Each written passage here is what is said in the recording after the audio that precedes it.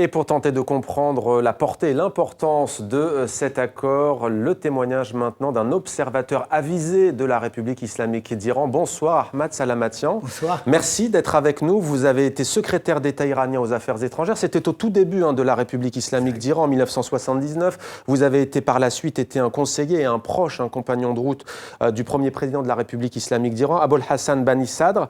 Vous vivez en France depuis maintenant de longues années. Tout simplement, comment est-ce que vous accueillez cet accord? Écoutez, cet accord, tout d'abord, c'est une bonne chose, parce que pratiquement depuis les grandes négociations de la guerre froide, c'est le premier grand dossier diplomatique international qui commence à avoir un début de solution par la diplomatie. Et ça fait toujours plaisir de voir que les problèmes peuvent se résoudre par la diplomatie beaucoup plus que par l'action violente. Ça, c'est rassurant pour le monde dans lequel nous avons de plus en plus besoin de ça. Après ça, 35 ans après la République islamique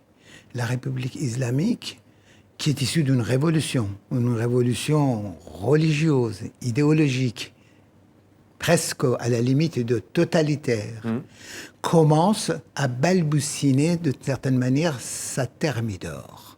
Et cette thermidor se précise avec la responsabilité qu'ils sentent pour la nécessité de mener une négociation internationale difficile, complexe. Et ils ont réussi à le faire, méthodiquement, professionnellement. Que déjà une république issue d'une révolution arrive à mener une négociation de cette importance-là, avec ce degré d'habileté, c'est un bon signe. Et c'est un signe qui présage beaucoup plus la responsabilité que la recherche de l'affrontement. Tout ça, ça fait que je dis, cet accord qui ne vient que commencer. Les bras de fer ne seront pas finis. Voilà, c'est le début, comme vous le dites. C'est déjà un bon signe. C'est déjà un bond en avant.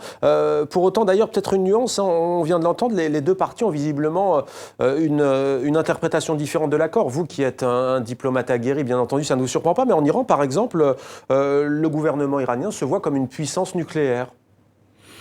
Vous savez, tout d'abord, pour chaque grande négociation, il y a les termes de négociation et il y a le dynamisme que ça met en marche. Le dynamisme, de temps en temps, ça prend tellement qu'on oublie le texte. Deuxièmement, au lendemain de l'accord, si difficilement arraché, chacun essaye de vendre l'accord à son propre public.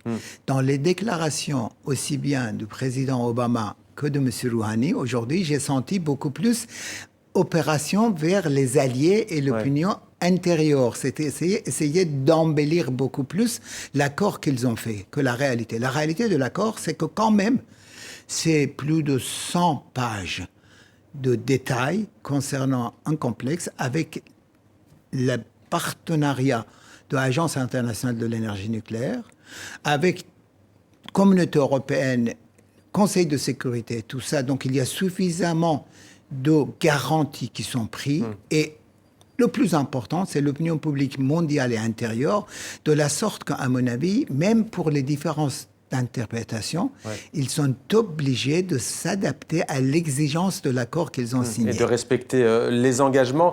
Alors, on va maintenant, si vous voulez bien, revenir sur ces longues années de tension, parce que, vous l'avez dit tout à l'heure, c'est la diplomatie qui l'emporte, et c'est très très rare ces dernières années, voire ces dernières décennies. Pour autant, il n'y a pas longtemps, il était question de bombardements, notamment israéliens, voire israélo-américains, sur le territoire iranien. On va regarder comment ça s'est passé tout au long de ces années, avec deux axes très durs. D'un côté, Ahmadinejad en Iran, de l'autre, Bush aux États-Unis.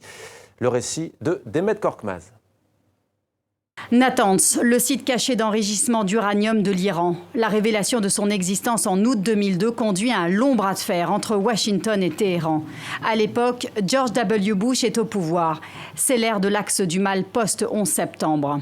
Ces pays et leurs alliés terroristes constituent un axe du mal qui menace la paix dans le monde en cherchant à détenir des armes de destruction massive. Le contexte international est électrique. Les États-Unis envahissent l'Irak, le régime de Saddam Hussein est balayé. L'Iran redoute de faire à son tour les frais d'une intervention militaire, de quoi pousser le réformateur Mohammad Khatami à ouvrir ses sites nucléaires. Mais les discussions à Vienne, au siège de l'Agence internationale pour l'énergie atomique, s'enlisent. Les Iraniens perdent patience. Cela se traduit dans les urnes par l'élection en 2005 du très nationaliste Mahmoud Ahmadinejad. La dignité, l'intégrité et les droits des citoyens américains et européens sont bradés au profit d'un petit pays sioniste. Bien qu'il ne représente qu'une minuscule minorité, ce peuple dirige des pans importants de la finance et de la politique mondiale.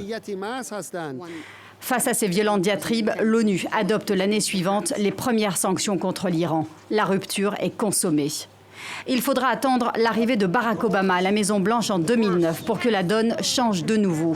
Soucieux de redorer l'image d'une Amérique va-t-en-guerre héritée des années Bush, sa politique de main tendue restera sans effet. L'histoire des négociations entre l'Iran et les États-Unis connaît une seule constante, elle évolue au gré des élections. Celle d'Hassan Rouhani, en juin 2013, qui correspond à un nouveau mandat de Barack Obama, sera la bonne. Pour la première fois depuis la révolution iranienne, présidents américains et iraniens se parlent directement au téléphone. Dès lors, plus rien n'empêchera la marche de l'histoire. C'est aussi le début des négociations marathon. Une première victoire est arrachée en avril 2015.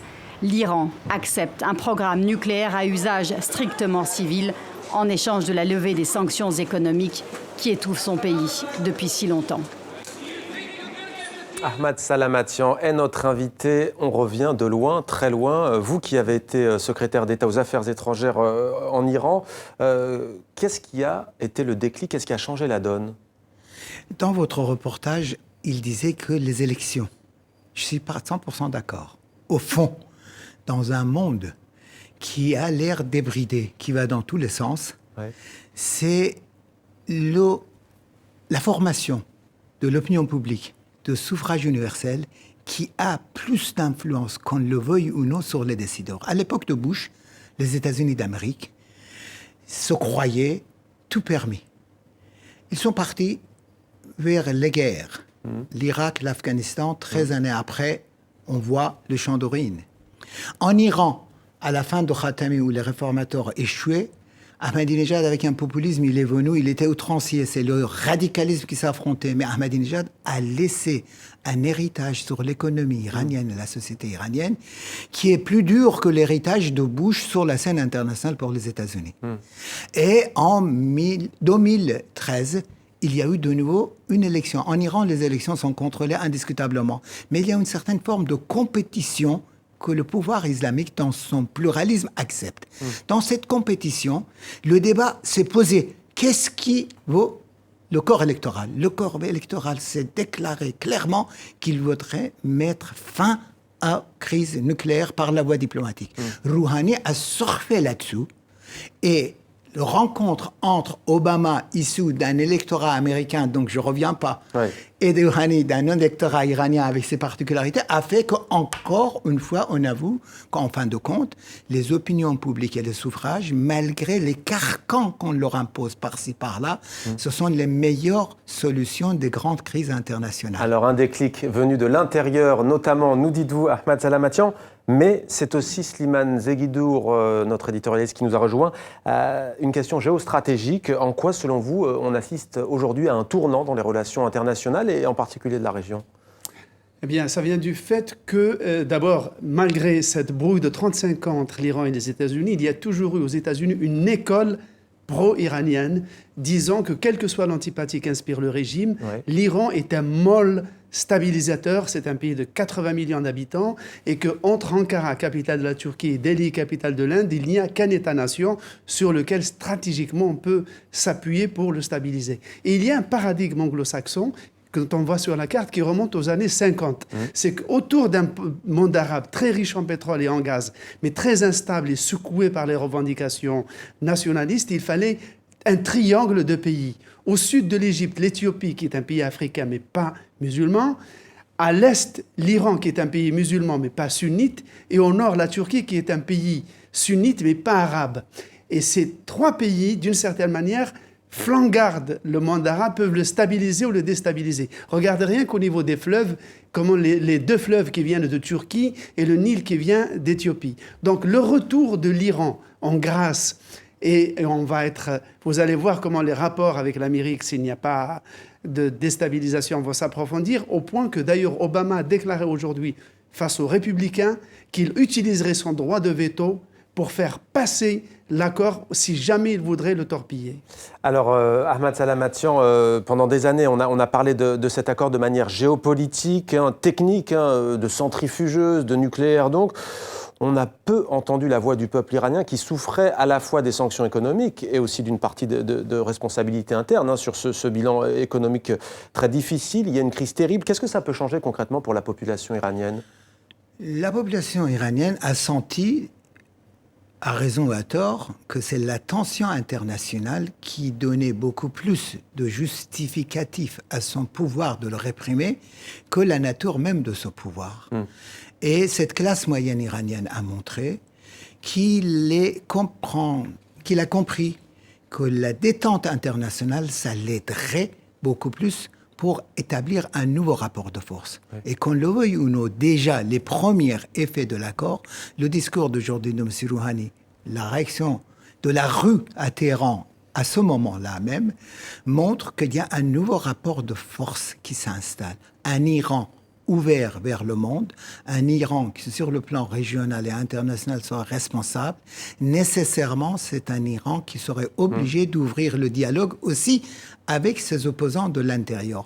D'une certaine manière, c'est le balbutiement de compromis politiques qui est en train de s'installer dans un des grands ensembles de Proche-Orient, où on avait toujours l'habitude de résoudre les problèmes politiques par la force de l'épée. Merci. Et ça, c'est quelque chose de fondamental.